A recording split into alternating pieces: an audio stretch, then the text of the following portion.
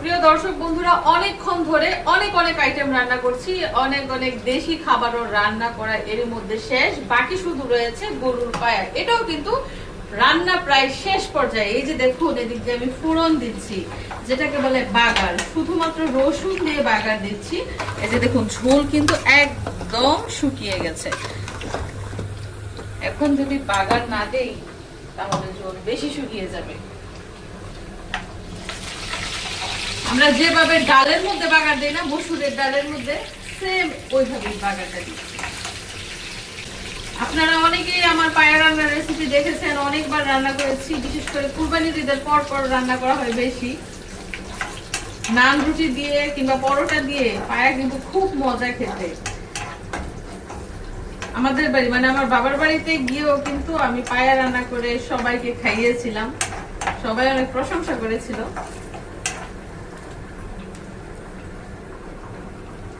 চুলাটা বন্ধ করে দিলাম, রসুন লাল হয়ে গেছে। তো এই যে দেখুন, এই পর্যায়ে আমি এই যে বাগারটা দিয়ে দিচ্ছি।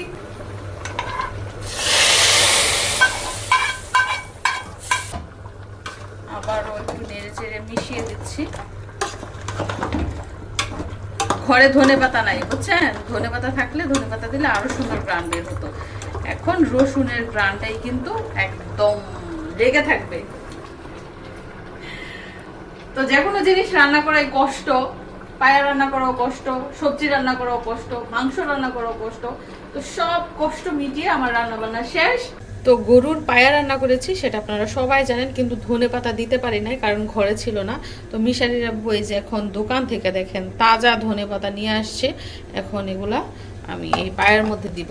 মিশারির আব্বু বলতেছে যে ধনে পাতা ছাড়া উনি নাকি পায়া খাবেনই না। হয়েছে নি কাজ। তারপর বললাম যে তো এনে দাও, ধনে পাতা দিয়ে আবার গরম করে দেই। তো সেটাই করলো। এখন আবার একটু গরম করে দিই, তারপর রুটি দিয়ে খাবে। ধনে পাতারও কিন্তু একটা নিজস্ব গ্রান আছে, আবার যে রসুন দিয়ে বাগার দিছি ওইটারও কিন্তু গ্রান আছে। দুই গ্রানে মিলে মিশে একাকার হয়ে যাবে এবং দেখবো মিশালি যাবো খেয়ে কি বলে। তো আমরা ওয়েট করছি। দেখুন কত বড় বড় রুটি, এবং সেই রুটি কি করা হচ্ছে। ইয়েস, এই যে দেখুন গরুর পায়া, পায়া দিয়ে খাওয়া হবে। কে খাবে? আমার আল আলিফ মিশারি। আর কে খাবে? মিশারির বাবা। আর এদিকটায় মিশরাত রুটি নিয়ে বসে আছে। সে কি খেতে পাচ্ছে?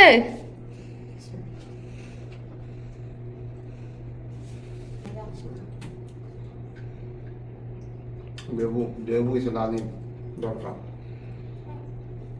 এই লেবুর তো সাংঘাতিক রস। দেখেন পায়ের মধ্যে লেবুর রস মিশিয়ে তারপর খাওয়া হচ্ছে।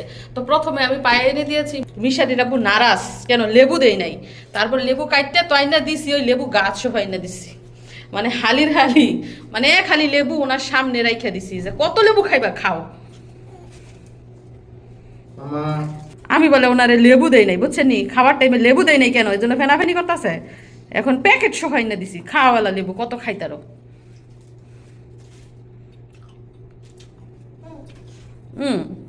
ও খাইবো বুঝি, ও নষ্ট করবো। এই যে মিশারি, তোমার বাবাই যে তোলায় তোলায় খাওয়াই দিতেছে, মনে থাকবো নি বড় হইলে? আরেকজনে নিজের হাতেই খেতে পারে, আত্মনির্ভরশীল। এখন বলো রান্না কেমন হয়েছে সেটা বলো আগে। মজা তো হইছে, কিন্তু পায়ে শিখতে পারতাছি না। হ্যাঁ বলে শিখতে পারতেছে না, কামড় দাও না। বাংলাদেশে প্রতি বছর কুরবানির ঈদের পরে আমি পায়া রান্না করে খাওয়াই। এবার সৌদি আরবে বসে উনি পায়া খাইতেছে। জীবনের প্রথমবার মনে হয় আমি পায়া রান্না করছি সৌদি আরবে, না? যাই হোক, উনি খাইয়া যদি প্রশংসা করে তাইলে আমার শান্তি, কারণ অনেক কষ্ট করে রান্না করছে।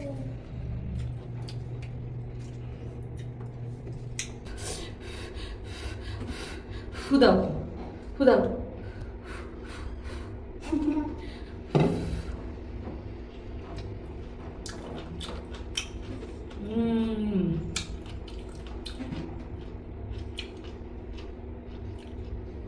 অনেক স্বাদ হয়েছে। তুমি যদি খাইতে পারতাম মা, তুমি আরো বড় হয়ে যেতে পারতাম। তুমি খাইতে পারতাম। দাঁড়াও, তোমার দেই একটু মুখে, তুমি কি লাভ দিবা দেখ। গালে বসতে ঝাল লাগবে মামা, অনেক ঝাল। তুমি দেখে দেখে শিখো, ওকে? পরে তুমি বড় হলে খাবা। কি খাবা? খাইবো না আবার চিল্লাইবো খাওয়া দিই।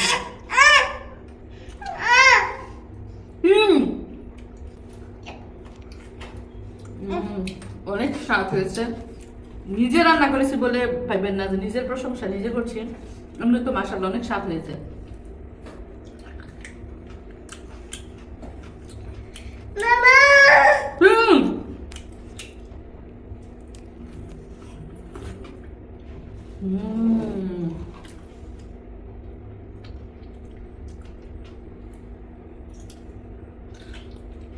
সব পারফেক্ট, মশলা থেকে শুরু করে লবণ সব পারফেক্ট, টকও পারফেক্ট হয়েছে।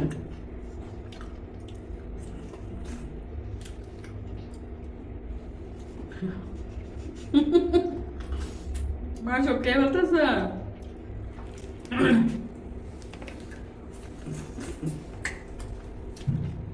ঝোলগুলো আরো বেশি মজা, রুটি দিয়ে খেলে অনেক মজা লাগবে। যাই হোক, অনেক কষ্ট করে সারাদিন রান্না বান্না করেছি, সংসারের কাজকর্ম করেছি, বাচ্চা সামলিয়েছি, সাথে স্বামীরও খেদমত তালাফি করেছি। তো সবকিছু দেখে নিশ্চয়ই আপনারাও অনুপ্রাণিত হয়েছেন। সবাইকে ধন্যবাদ জানিয়ে বিদায় দিচ্ছি। আমাদের জন্য দোয়া করবেন আর পরবর্তী ভিডিও দেখার আমন্ত্রণও রইল। আল্লাহ হাফেজ।